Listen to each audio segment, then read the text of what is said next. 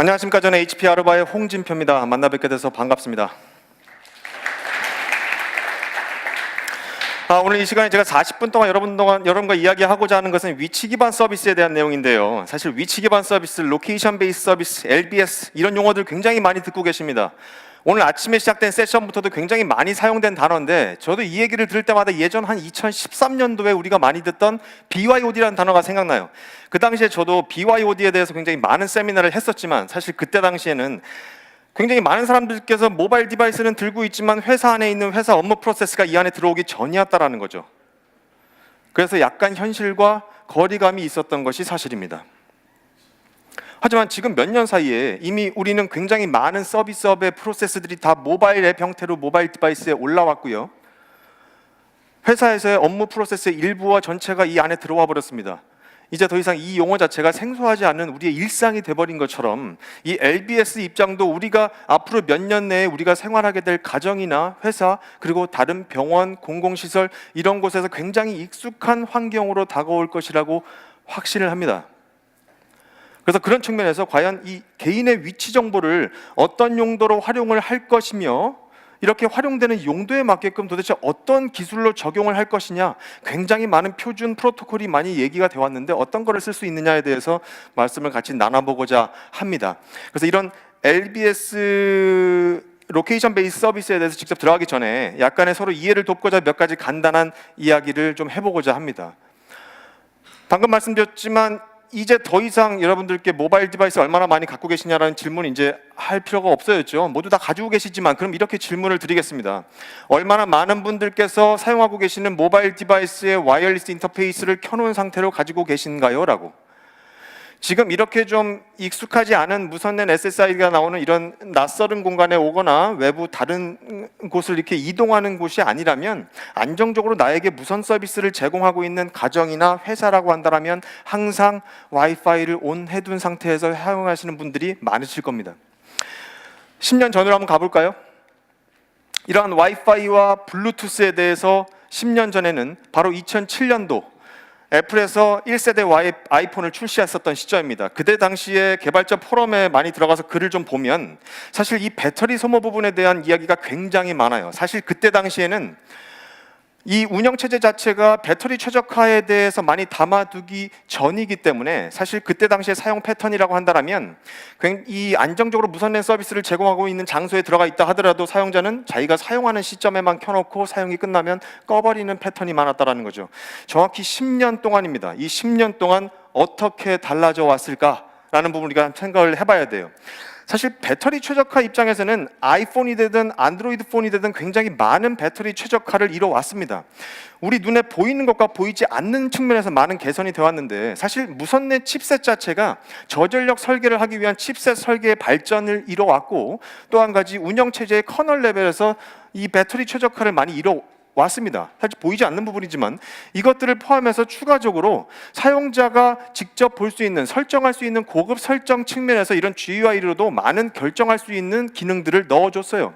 예를 들면 사용자가 모바일 폰을 켜놓고 있지만 무선 트래픽 자체가 없는 경우에 무선 와이파이 인터페이스를 슬립 상태로 놓거나 모바일 디바이스가 슬립 모드로 들어가게 되면 와이파이 인터페이스를 오프시키거나 이런 부분들이 있었고 위치 기반 서비스를 위해서 GPS를 켜게 되면 위치 정확도를 높이기 위해서 와이파이 인터페이스가 꺼져 있음에도 불구하고 와이파이를 스캐닝을 했었던 그런 것들을 다 직접 사용자가 선택할 수 있게끔 이러한 내용들을 넣어두었다는 겁니다. 그래서 굉장히 이 10년이라는 동안 굉장히 이 운영체제 자체에서 배터리 최적화를 위한 기술들이 반영이 되어 왔다는 거죠. 근데 이거를 약간 와이파이 측면의 위치 서비스로 좀 다르게 생각을 해보면 사용자가 A라는 지점에 있고 50m 떨어진 B라는 지점으로 이동을 합니다. 와이파이를 켜놓고 주머니에 집어넣고 이동을 하게 돼요. 하지만 언제 이 운영체제가 사용자가 인지하지 못한 시점에 이 와이파이 디바이스 슬립 모드나 디세이블 상태로 빠져버리게 할지 모릅니다. 최적화 프로세스에 따라서 이것을 위치 기반 서비스적인 측면에서 보면 이러한 와이어리스 패킷, 이런 프레임들을 센싱하는 입장에서는 이 사용자는 A에서 B로 이동하지 않았다 혹은 A에서 다른 곳으로 나갔다라고 판단할 수 있게끔 하는 이 두 가지 최적화와 약간 위치 기반 서비스의 이런 면 두 가지를 좀 가져오게 된 것이죠. 그럼 블루투스 측면에서는 어떨까요? 블루투스가 위치 기반 서비스에서 굉장히 많이 인기를 얻고 있고 실제 많이 사용되고 있는데, 블루투스를 사용한 위치 기반 서비스는 블루투스 로우 에너지 BL입니다. 즉 2009년도에 발표가 되고 2010년도부터 상용화된 블루투스 4.0이에요. 블루투스 3.0 시점부터는 3.0까지는 굉장히 많은 트래픽의 송수신에 포커싱 되어 왔다면, 실제 4.0 같은 경우에는 여기와 더불어 저전력 설계에 굉장히 초점을 맞춘 겁니다. 블루투스 3.0이 약 15에서 20mW의 전력 소모량을 보이는 것과 비교해서 블루투스 4.0은 1.5에서 2mW 정도를 소모하게끔 돼 있어요. 그리고 저희 아로바의 비컨은 0.22mW를 소모하도록 설계가 되어 있습니다. 이런 것처럼 우리가 이 모든 것들도 IoT의 일환이죠. 위치 기반 서비스도. IoT의 플로우는 모든 엣지단의 센싱 데이터와 이 센싱 데이터를 전달해주는 네트워크 커뮤니케이션과 이 데이터를 수집하는 하나의 데이터 수집, 빅데이터, 이것을 가공해서 사용자가 원하는 형태의 데이터로 제공해주는 이 전체 플로우가 IoT의 플로우입니다. 여기서 이 센싱 입장에서 가장 중요한 것은 배터리에 의존할 수 있는 부분이 가장 크기 때문에 얼만큼 저전력을 소모하게끔 설계되어 있느냐가 핵심이에요. 그런 측면에서 블루투스가 아마 위치 기반 서비스에서 많은 인기를 얻고 있는 것이라고 보입니다.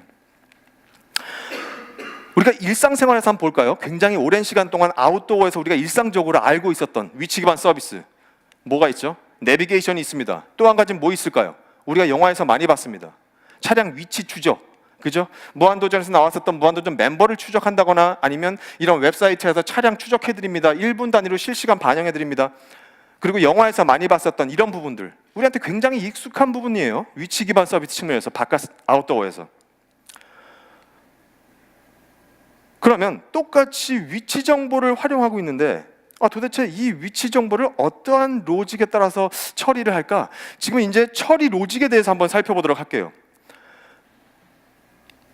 처리 로직 측면은 일단 첫 번째, GPS가 되든 뭐가 되든 그 데이터 자체를 측위해내야 됩니다. 측정의 과정이 필요해요. 그럼 그 측정된 데이터를 가지고 내 로케이션이 어디다라고 계산하고 결정하는 계산 과정이 필요합니다.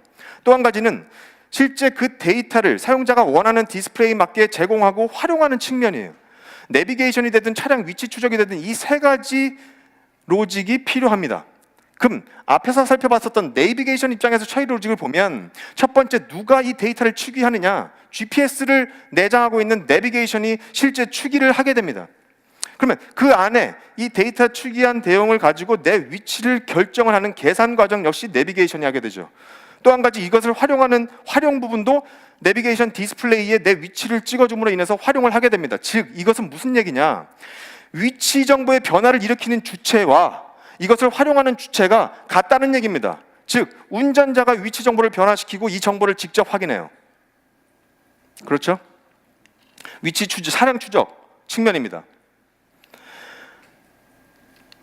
앞서서 내비게이션에서 보면 이 세 가지를 다 하기 위해서 중요한 것 중에 한 가지는 뭐냐면 내비게이션 어플리케이션이 설치되어 있다는 겁니다. 그죠? 계산과 활용을 하기 위해서. 그럼 이것과 비교해서 차량 위치 추적 측면에서 로직을 좀 보면 첫 번째, 차량의 GPS 추적기를 누군가 달겠죠. 얘가 이동을 합니다. 위치 정보의 변화를 일으켜요. 이 정보는 어딘가로 전달이 돼야 됩니다. 그래서 이 GPS가 식별한 데이터가 어느 다른 위치 계산 서버로 전달되고 이곳에서 이 계산이 이루어지죠. 그럼 계산된 이 위치 값이 저 멀리 있는 스파이가 되든 어떤 정보기관이 되든 누군가한테 전달되는 이 영화에서의 많은 장면을 보셨을 거예요. 즉 활용하는 주체 자체가 다르다는 겁니다. 여기서는 위치 정보의 변화를 일으키는 주체와 활용 주체가 다르고, 따라서 이 경우에는 앞에 내비게이션의 어플리케이션이 있었던 것과 비교해서 활용하는 주체 쪽에 모바일이 되든 PC가 되든 그쪽에 어플리케이션이 있다는 것이 좀 차이점이죠. 이 두 가지를 다음 페이지에서 한번 살펴보도록 하겠습니다. 여러분 보시는 좌측에 있는 것과 우측에 모두 모바일 디바이스가 있어요. 모바일 디바이스가 있는 상태에서 이 왼쪽에 있는 것은 바로 내비게이션처럼 어떤 데이터를 받아서 추기하는 것, 계산하는 것, 활용하는 것 모두 모바일에서 이루어집니다. 활용 자체를 사용자가 해야 되기 때문에, 커스터머가 해야 되기 때문에 여기에 모바일 어플리케이션이 필요하죠. 우측, 마치 우리가 차량 추적을 했던 것과 같습니다. 모바일 디바이스가 만들어내는 이 와이어리스 스캐닝 정보, 패킷들, 이런 정보를 위에 있는 뭔가의 센싱 장비가 추기해내고 이 데이터를 로케이션 엔진에 전달하고, 로케이션 엔진은 또 다른 누군가에게, 활용하는 활용자에게 데이터를 전달해서 표시해주게 되죠. 이런 측면을 우리가 보면 적용되는 기술 측면에선 블루투스 비컨의 형태와 굉장히 유사합니다. 내비게이션과 유사하고 저 상태에서는 모바일 디바이스의 어플리케이션이 필요하고 모든 세 가지의 요소가 저 모바일 디바이스 한 요소에서 동시에 일어난다는 겁니다. 우측은 와이파이 인프라 입장에서 유사한 패턴이에요. 이 두 가지에 있어서는 가장 큰 차이점이라고 한다면 치기와 계산과 활용 자체가 한 곳에 일어나는 곳에서는 굉장히 빠른 계산이 이루어집니다. 좌측의 경우에. 우측은 이 세 가지 과정 자체가 모두 상이한 곳에 이루어지고 이 네트워크 통신 기반으로 이루어지기 때문에 레이턴시가 발생될 수밖에 없다는 걸 우리는 알고 있어야 됩니다. 그래서 우리가 만약에 위치 정보를 변화시키는 주체와 이 정보를 활용하는 사람이 같을 경우라면 우리는 그것을 모바일 인게이지먼트, 커스터머 인게이지먼트라고 부른다라는 겁니다. 그래서 아루바는 모바일 인게이지먼트, 이러한 BLE를 사용해서 우리가 하게 되는 모바일 인게이지먼트, 즉 이 주체가 동일한 모바일 인게이지먼트를 위해서 BLE 블루투스 로우 에너지를 선택했습니다.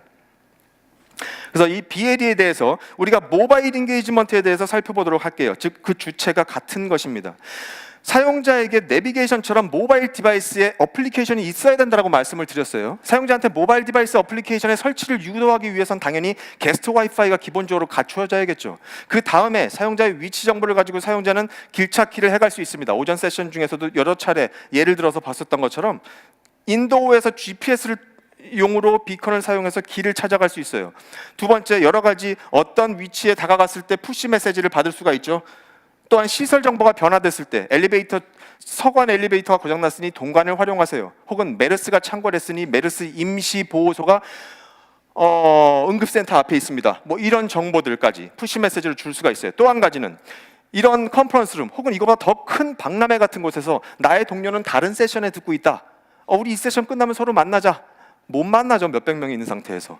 나의 동료, 나의 친구를 서로 위치를 찾아낼 수 있는 로케이션 쉐어링까지 모바일 인게이지먼트 차원에서 제공을 하게 됩니다.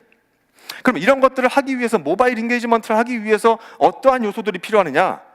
벽면에 부착되어 있는 것처럼 이런 아웃도어에서의 GPS 시그널이 있는 것처럼 안에서 인도어의 GPS의 기준이 될 만한 비컨을 벽면에 부착해 두어야 됩니다. 이거는 배터리 기반이고요. 나 여기 있어, 내가 몇 번이야, 언제까지? 배터리가 소모될 때까지. 그 다음엔 그냥 조용히 사라져 있습니다. 어떠한 IP를 부여받고 통신을 해서 내 상태가 어떻고 이런 정보를 전달해주는 통신의 과정이 없기 때문에 내가 누구다라고 하는 것만 전달하기 때문에 배터리 소모되는 부분에 있어서 정기적으로 그런 운영자가 몇 개월마다 한 번씩 BLE 스캐너를 들고서 이 많은 수백 개, 수천 개의 비컨을 다 스캐닝하러 다닐 것이냐, 수십 시간, 수백 시간 동안. 아루바 입장에서는 이러한 배터리 관리 부분을 비컨을 내장한 AP로 관리하게 됩니다. 아루바의 웨이브2 AP에는 그 안에는 똑같이 BLE 비컨이 들어있어요. 이 비컨도 위치 기반 서비스처럼 똑같이 활용할 수 있지만 플러스 어떤 기능이냐, 배터리 비컨 안에는 이 비컨이 발생시키는 프레임 안에 이 페이로드 안에 배터리 정보를 심어서 보냅니다. AP 안에 내장된 비컨은 이 배터리 정보를 게더링해요. 이것을 컨트롤러에 올려보내고 이 모든 위치 기반 서비스, 아루바의 서비스를 관장하는 메리디안 솔루션 쪽으로 배터리 정보를 모두 보냅니다. 그럼 수백 개, 수천 개의 비컨 정보가 메리디안에서 관리가 되죠. 그럼 만약에 이렇게 비컨을 내장한 아루바의 무선랜 AP가 없으면 어떡합니까? 우리는 이렇게 위치 기반 서비스를 구현할 거지만 다른 벤더의 AP를 쓰고 있는데, 이런 환경에서는 아루바는 아루바 센서라는 것을 제공합니다. 아루바 센서는 똑같이 이 안에 AP처럼 비컨을 내장하고 있어요. 그래서 주변에 있는 배터리 비컨의 배터리 상태를 습득합니다. 그럼 이거 어딘가 메르디안한테 보내줘야 되려면 업링크가 필요할 텐데, 얘는 와이파이를 내장하고 있어서 고객께서 사용하고 계시는 벤더의 무선랜에 업링크 와이파이로 붙어서 배터리 상태를 업데이트 해주죠. 그래서 이렇게 배터리 관리를 하는 용도로도 AP와 센서를 추가적으로 사용할 수 있습니다. 그래서 전체적인 이 요소라고 한다면 당연히 내비게이션이 필요한 것처럼 모바일 디바이스의 어플리케이션이 있어야겠죠. 인도어 GPS에 해당되는 비컨이 필요합니다. 똑같이 비컨으로서 센서와 AP로 활용할 수도 있지만 얘네들은 배터리를 관리하기 위해서라도 AP와 센서가 활용될 수 있고, 이 전체적인 것들을 관리할 수 있는 플랫폼 메리디안이 사용될 수가 있죠. 그래서 우리가 이런 모바일 디바이스의 어플리케이션을 보고서 지나다닐 때 어떤 로직으로 나의 위치를 계산하느냐, 여러 개 층을 가지고 있을 때 비컨의 신호를, 가장 센 신호를 확인합니다. 1번 비컨이네. 이건 9층에 있으니까 난 지금 9층이구나. 그렇게 되면 주변에서 다른 층에서 혹시나 들릴 모든 층의 신호는 배제합니다. 내 층만 관심을 가져요. 여기서 두 번째, 세 번째로 큰 신호 세기를 찾아냅니다. 네 번째, 다섯 번째 신호 세기도 듣지만 여기서 내 위치를 계산할 때 가장 신호 센 것부터 세 번째 세기의 비컨까지 세 개의 신호만 가지고 위치를 계산하게 됩니다. 매 초마다. 이런 로직으로 현재 위치를 확인하게 되고요. 따라서 모바일 인게이지먼트로 기본적으로 제공하는 첫 번째 웨이파인딩 입장에서는 내가 현재 어디를 지나가고 있고 내가 가는 목적지가 어딘지를 다음과 같이 볼 수 있어요. 그 다음에 또 한 가지, 우리는 여러 개의 층으로 되어 있는 쇼핑몰인데 우리 같은 경우는 어떻게 하느냐? 이 모바일 인게이지먼트의 이 어플리케이션 안에서는 에스컬레이터와 엘리베이터를 다 반영할 수 있습니다. 그래서 이런 정보까지 모두 제공해서 사용자한테 길찾기 정보를 제공할 수가 있어요. 어떤 위치에 갔을 때 푸시 메시지를 받고자 할 때 이 전체적인 내용을 관리하는 메리디안 플랫폼 안에서 비컨을 지정해서 이 위치에 가까이 오는 사용자한테는 어떠한 메시지를 보내줘 라고 지정해 놓으면 사용자가 그 근처에 갔을 때 메리디안을 통해서 푸시 메시지가 내려가게 됩니다. 아까 말씀드렸던 로케이션 쉐어링 기능입니다. 아루바가 기존에 갖고 있었던 웨이파인딩과 푸시 외에 추가한 기능으로서 자기와 협업하는 동료의 위치를 찾거나 아니면 이렇게 굉장히 큰 컨퍼런스 같은 곳에서 나의 친구를 찾거나 혹은 병원에서 환자 가족이 환자가 어디 갔을 때 환자를 찾기 위해서나 이런 여러 가지 정보로 서로 로케이션 쉐어링을 할 수 있습니다. 물론 이것은 서로 간의 프라이버시가 있을 수 있기 때문에 쌍방 간에 서로의 쉐어링을 허용했을 경우에만 서로 정보를 제공하고 있습니다. 그러면 아루바가 제공하는 이 메리디안의 모바일 인게이지먼트 차원에서는 이 세 가지를 제공하는데 만약에 앞에서도 앞 세션, 점심 전 세션에서도 회의실 예약 자동 관리 시스템에 대해서도 보셨습니다. 예를 들면 우리는 학교에서 전자출결 시스템 혹은 회의실 관리하는 회의실 관리 시스템 또 다른 음식 오더하는 시스템 이런 것을 가지고 있다면 여기 플랫폼에 위치 정보를 애드하고 싶다. 그러면 우리의 아루바의 메리디안 플랫폼과 연계시키는 겁니다. 아루바에서는 모든 이 길찾기와 Friend My Friend, Find My Friend, 그다음에 푸시 메시지 이런 여러 가지 정보들에 대해서 그대로 구현할 수 있는 개발 툴킷 SDK를 그대로 제공해요. 그래서 굉장히 손쉽게 커스터마이즈드 앱을 만들어낼 수가 있습니다. 지금 여기 있는 건 오전에 하셨던 그 팀, 로빈 다 회의실을 효율적으로 관리하기 위한 그런 어플리케이션들이고요. 이 어플리케이션으로 회의실 예약 관리 시스템을 만든 고객이 메리디안 정보를 연계한 겁니다. 그래서 그 회의실 앞에 갔을 때 회의실에 내가 도착했다는 걸 알고 회의실 앞에 디스플레이의 색깔을 변화시켜서 내가 온 것을 인지하고 자동적으로 문을 개폐하고 이런 여러 가지 정보로 활용될 수가 있다는 거죠. 또 한 가지는 슈퍼볼 게임이 열리는 곳이죠. 미국의 이 리바이스 스테디움입니다. 여기에서는 고객이 티켓팅하는 부분, 환자의 영상 플레이 부분, 그 다음에 음식 주문 부분 이런 것들을 위치 서비스와 연계한 커스터마이즈 앱을 만들어냈어요. 일단 아루바에 1000개 이상의 비컨이 설치되어 있습니다. 구축 후에 첫 번째 게임에서 약 2100건의 음식이 주문돼서 자리로 배달이 됐어요. 추가적으로 보면 한 시즌에 구축 후 첫 시즌에 8억 이상의 수익이 발생했고 그 이후에 10억 이상의 수익이 음식 주문으로만 나오고 있습니다. 그리고 이미 자리에서 주문하는 모바일 디바이스로 주문하는 주문량이 그 앞에 푸드코트 가서 직접 주문해서 가져오는 양을 이미 초과해버렸어요. 관람객들의 100%가 모바일 디바이스를 다 설치하고 있지 않다는 걸 감안하면 모바일 디바이스에 앱을 설치하는 사용자가 늘어날수록 이 수치는 월등하게 증가될 겁니다. 그리고 이 모바일 앱을 통해서 사용자의 기본적인 정보를 게더링하기 시작했기 때문에 이 리바이스 스타디움 입장에서는 기존에 가지고 있었던 고객 데이터베이스, 마케팅용의 데이터베이스를 10배 이상 확대할 수가 있게 된 거죠.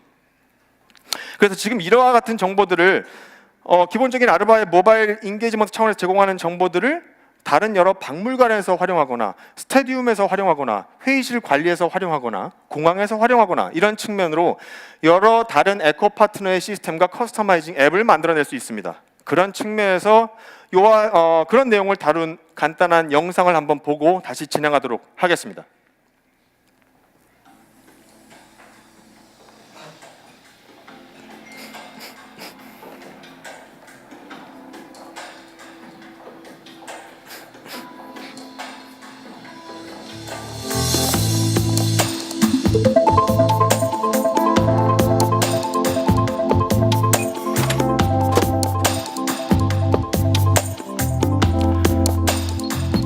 오토메이션이죠. 사용자가 들어온 부분을 인지하고 사용자가 이미 선호하는 환경의 내부 온도나 여러 가지를 이제 맞춰두도록 구동이 되고 있습니다.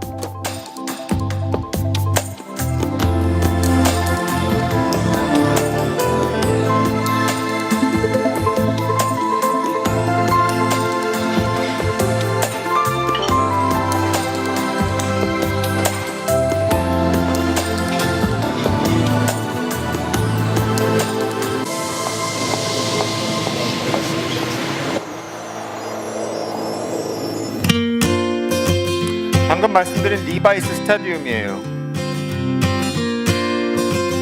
여러 가지 음식을 이 모바일 앱으로 주문하게 되면 자리로 바로 배달이 됩니다.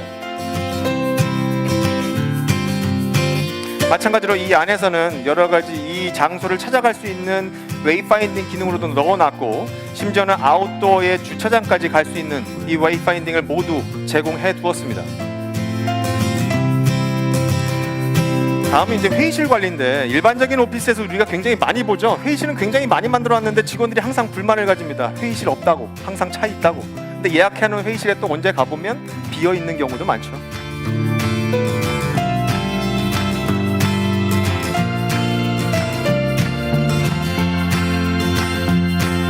그래서 예약한 회의실 예약 담당자가 가게 되면 저렇게 디스플레이의 색깔 자체를 변화시켜 줄 수 있고, 사용자가 저 장소에 예약한 시간보다 나타나지 않게 되면 자동적으로 캔슬을 시켜버릴 수 있는 이런 여러 가지 회의실 관리 시스템과 연계돼서 실제 많이 사용되고 있습니다. 다음은 스페인 마드리드의 가든인데요. 여기는 지금 약 270개의 아웃도어용 비컨을 아웃도어용 브라켓에 넣어서 설치해 두었습니다.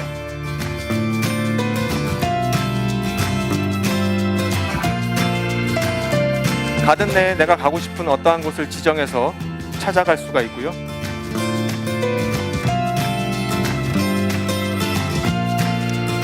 내가 찾아간 어떤 사물 근처에 도달했을 때 그것에 대한 관련 인포메이션을 전달을 해줄 수가 있습니다.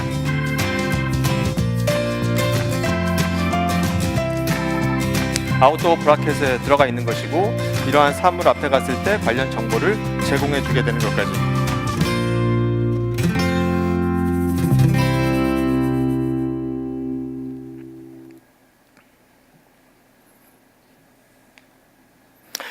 그래서 우리는 지금 이 BLE 기반의 모바일 인게이지먼트 차원에서 웨이파인딩, 푸시, Find My Friend, 그 다음에 에코시스템 파트너 간의 이런 영상들까지 이제 봤는데, 우리가 오래전부터 위치 기반 서비스를 이야기할 때 굉장히 오랫동안 이야기해왔었던 그 소재 자체가, 회사에서 맨날 가져다 놓는데 막상 쓸 때 되면 없어. 산업 현장이 되든 어떤 병원이 되든 자산을 트래킹하기 위한 에셋 트래킹은 여러 가지 다른 표준, RFID가 되든 다른 표준이 되든 UAB가 되든 많은 표준으로 많이 연구가 되었고, 전용 인프라가 고가의 비용으로 설치되기도 해왔습니다.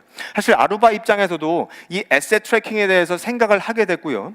지금 다음부터는 아루바가 새로 제공하게 된 에셋 트래킹 내용을 포함해서 에셋 트래킹 관련된 내용을 한번 이야기해 보도록 하겠습니다. 현장에서의 에셋 트래킹 관련된 고민거리입니다. 일단 가져다가 쓰는 물건 자체가 잘못된 위치에 보관되어 있거나, 이것이 분실되거나 누군가에게 도난되거나, 가져다 두었는데 미사용되고 있거나, 아니면 고객이 이것 좀 갖다 주세요 라고 했는데 직원 입장에서는 이걸 찾느라고 응대 시간이 오래 걸리거나, 이미 북미에서는 국내보다 굉장히 많은 이러한 케이스들이 있기 때문에 거기에서 나오는 이야기들을 좀 보면 병원 입장에서 약 10%, 20% 정도의 물품들이 사라지고 있습니다. 분실되고 있습니다. 잊어버리고 있습니다.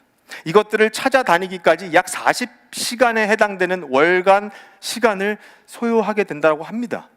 두 번째로 보면 IV 펌프죠. 이 약물을 정해진 양만큼 정해진 시간 동안 이렇게 투여하게끔 하는 그 기계, 이걸 약 연간 7천만 원 정도의 재구매 비용을 소모한다라고 해요.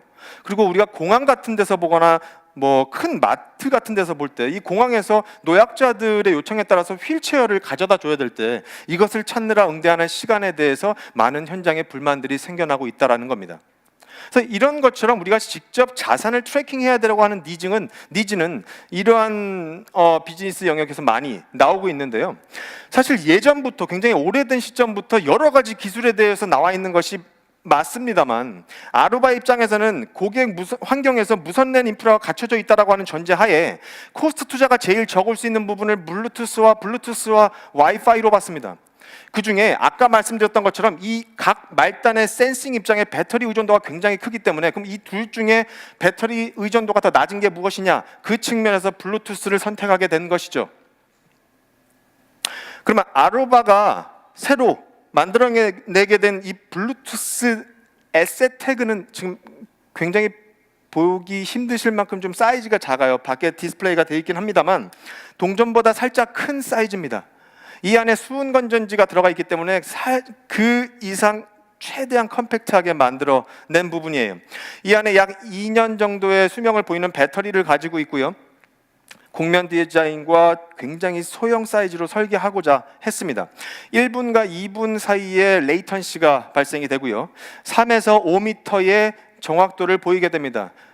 비컨의 레이턴시, 우리가 앞에서 내비게이션과 차량 추적을 봤을 때 둘 간의 어떠한 레이턴시가 왜 발생할 수 있게 되고 이런 부분에 대해서 살펴봤죠. 그렇게 되면 이 에셋 태그의 처리 로직에 대해서 우리가 어느 정도 유추할 수가 있게 됩니다.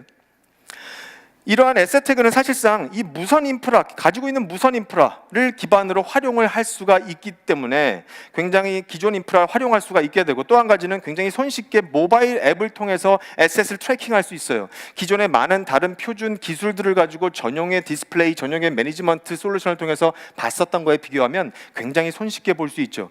에셋 트래킹을 하기 위해서 아루바의 요소라고 한다면 앞에서 말씀드렸던 것처럼 비컨을 내장한 AP들이 필요할 수 있습니다. 왜냐? 이 에셋 태그가 이동하는 것을 센싱하는 것이 바로 AP 안에 내장된 비컨이 되니까요. 혹은 센서 안에 내장된 비컨이 되니까요.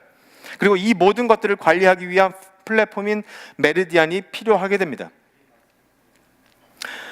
방금 말씀드렸듯이 그럼 에셋 태그 입장에서 이 처리 로직은 어떻게 되느냐? 똑같이 모바일 인게이지먼트처럼 블루투스를 사용하지만 비컨이, 기존의 블루투스 신호를 내보내는 비컨이 고정되어 있었던 것과 달리 지금은 비컨 신호를 내보내는 것이 움직이는 것으로 바뀌었어요.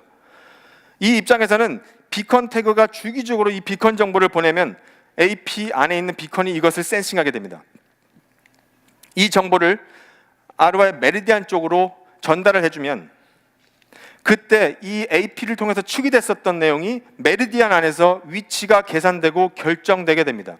이 결정된 데이터는 관리자의 모바일이나 PC 화면을 통해서 이 에셋이, 내가 찾고자 하는 휠체어나 카트나 이런 것이 현재 어디 있는지, 내 주변에 어떤 곳에 있는지를 찾게 되는 거죠.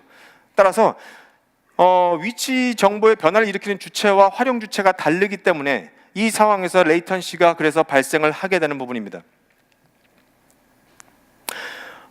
얼만큼 이 에셋 태그 설정하는 부분이 얼만큼 간단하고 그러게 어떻게 보여지게 되는지 부분을 제가 오늘 이 자리에 도면이나 이런 것들을 기준으로 가져가서 설정할 수가 없었기 때문에 제 집에 간단한 데모룸을 만들어서 그걸 영상으로 좀 편집을 해봤어요. 레이턴시가 분명히 있지만 시연상 좀 제가 편집을 해서 좀 짧게 만들어 놨습니다. 잠깐 영상을 좀 살펴보도록 할게요. 에셋 태그라고 하는 앱을 실행시킵니다. 주변에 이런 태그가 있으면 자동적으로 스캐닝이 돼요. 집에 있는 강아지 목걸이에 하나를 붙여놨고요. 하나를 새로 등록합니다. 이렇게 생긴 것을 뒤에 QR코드로 입력을 받으면 바로 오른쪽에 맥 정보가 들어오게 되고 얘의 이름을 적습니다. 저는 IP폰에다가 붙이려고 해요. IP폰에 해당되는 사진을 집어넣고 여기에 애드 시키고 상단에 애드 버튼을 누르게 되면 바로 등록이 됩니다.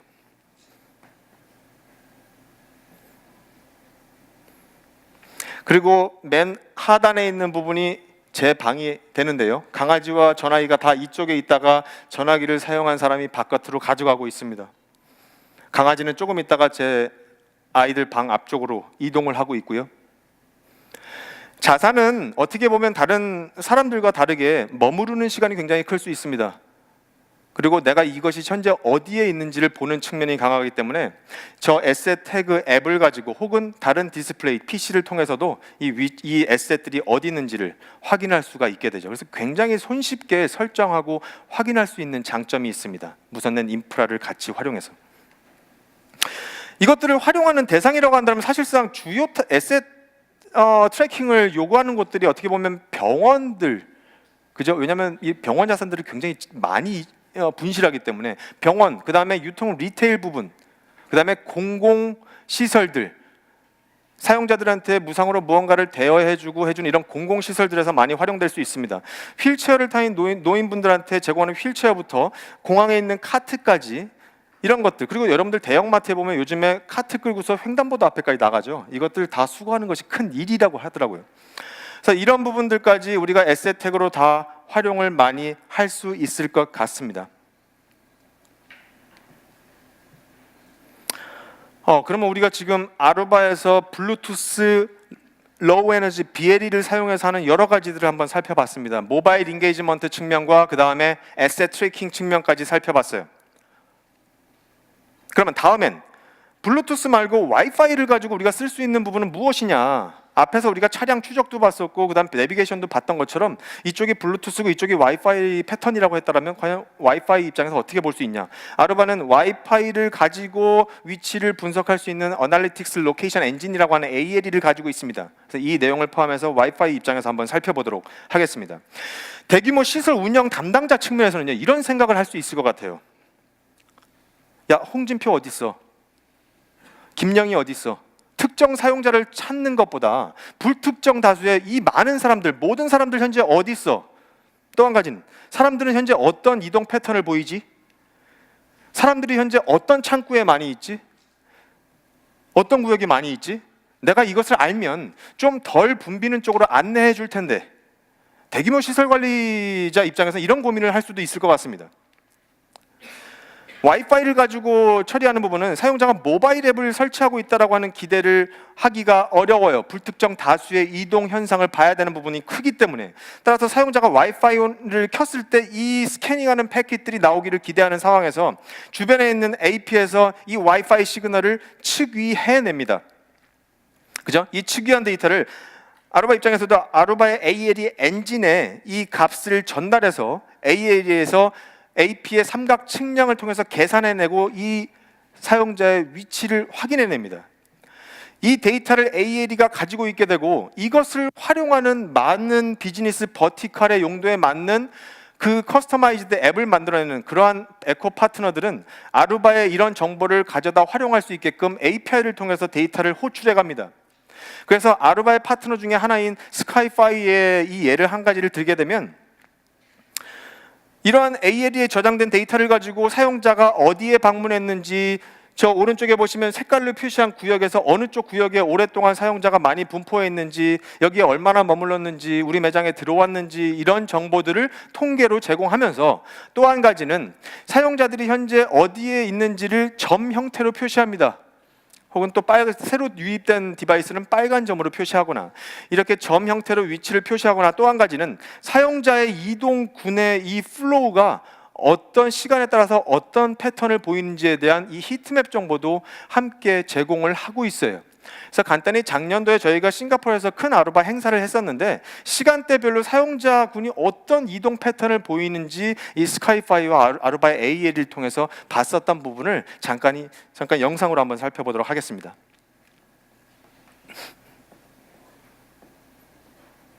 싱가포르 마리나 베이 샌즈 행사장입니다. 시간이 점점 지금 가고 있죠. 예정된 그 키노트 시간이 이곳에서 9시에 저 메인홀에서 진행이 됩니다. 사용자가 점점 늘어나고 있어요.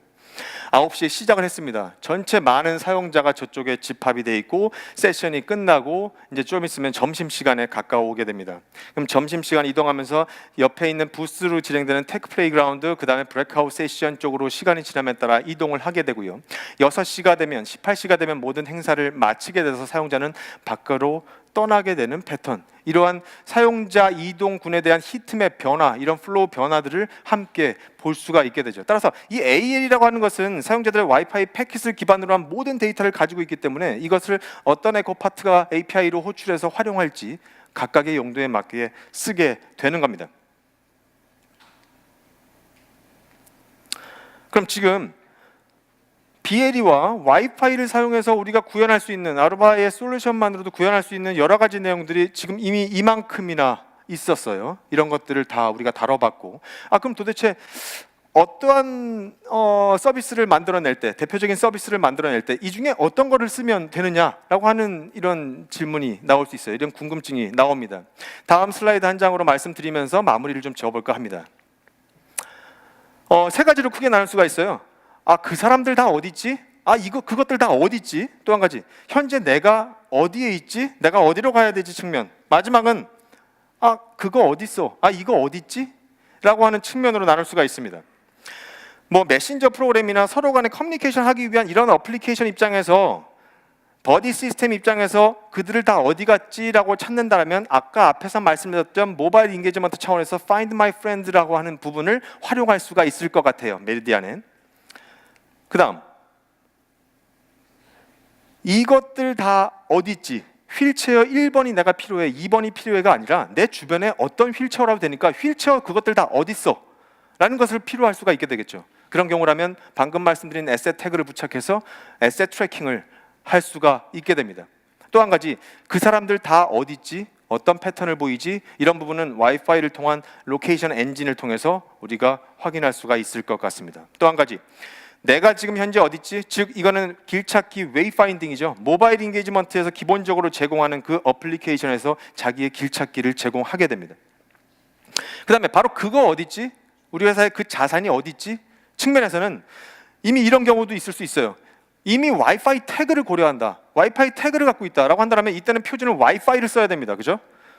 와이파이 시그널을 가지고 위에서 봐야 되는 부분이 있기 때문에 당연히 이런 경우라면 로케이션 엔진 ALE를 활용할 수 있겠죠. 와이파이 기반으로, 와이파이가 아닌 그 외에 non 와이파이 블루투스를 활용하고 싶다, 그때 자산 트래킹을 하고 싶다, 그렇다라고 하면 아르바 태그를 활용할 수가 있을 것 같습니다. 그래서 이 외에 다른 여러 부가적인 용도를 붙인다라면 그런 솔루션과 연계해서 커스터마이즈된 앱을 만들어낼 수도 있겠죠. 이 세션 다음에 이어지는 밖에의 그 4개의 부스에서 브랜드 익스피리언스라고 하는 곳에 이제 제가 있을 건데요. 혹시 이 세션 중에 질문 사항이 있으셨던 분께서 그 부스를 방문해 주시면 편하게 서로 이야기를 좀 더 나눠보도록 하겠습니다. 제가 오늘 준비한 세션은 여기까지고요. 긴 시간 경청해 주셔서 대단히 감사합니다.